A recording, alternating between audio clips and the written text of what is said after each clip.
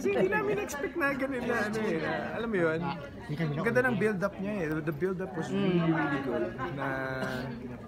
Na sobrang nakasatisfy yung ano ko, yung hinahanap ng puso ko in a love story.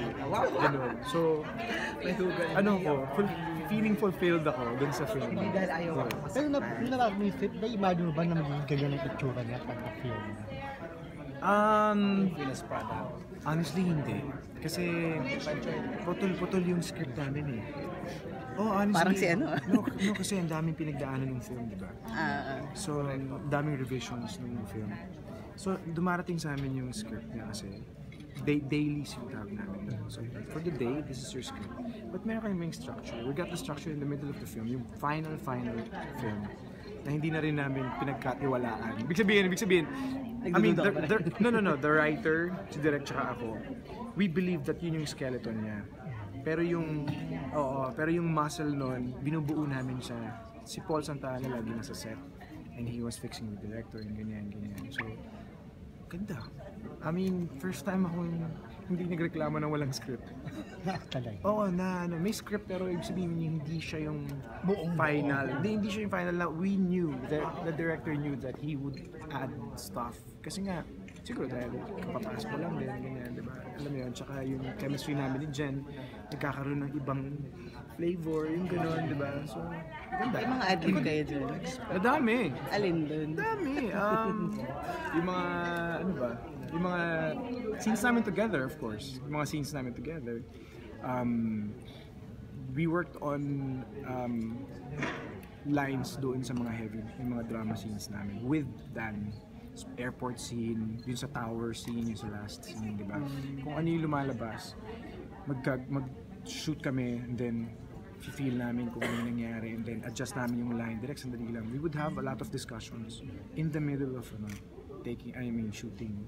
Oo. So, maganda yung creative process namin, yung collaborative rapport namin maayos, maganda talaga. Yung grupo. Kami, especially kaming tatlo.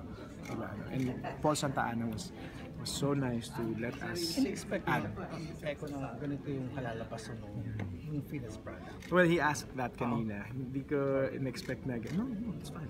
Hindi ko in-expect na ganito siya katimplado. Maganda siya. Kasi we had this misconception, I guess, na it's Na gonna be rom-com? rom-com. It was a But romantic there comedy. may mga part naman na nakakatawa, di ba? But dramedy pala.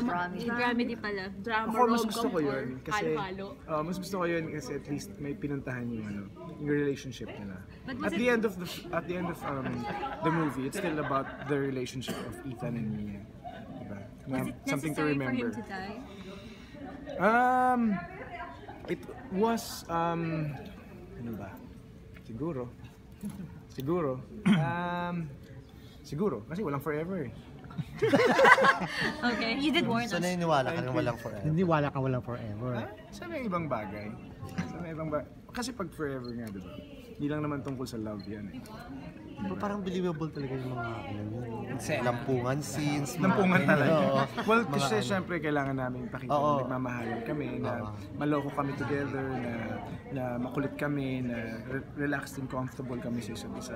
Ganun. So, honestly, trinabahan namin. Tingin mo hindi mag-react ang wife mo? Mag-react? Mag-wife ko? Paanong This is my reaction? statement. My wife knows that I'm a professional actor. So, wala kami discussion sa mga ganyan.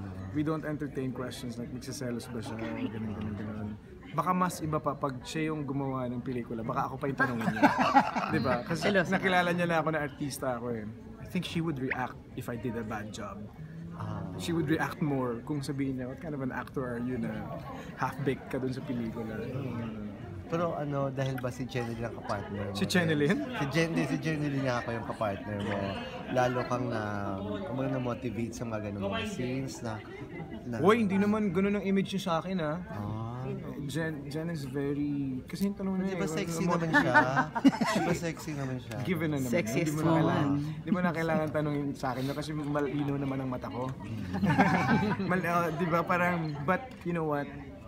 She's a sweetheart sa set. sobrang masarap siyang kasama sa trabaho. Masarap siyang eksena, ganyan. And a lot of people, may siya yung sexiest na, no? But she cringes kapag kunyari may kissing scene. Hindi nakikita yun eh, mga maliliit na ba, cringe ng gano'n. Kanina, CR lang kami.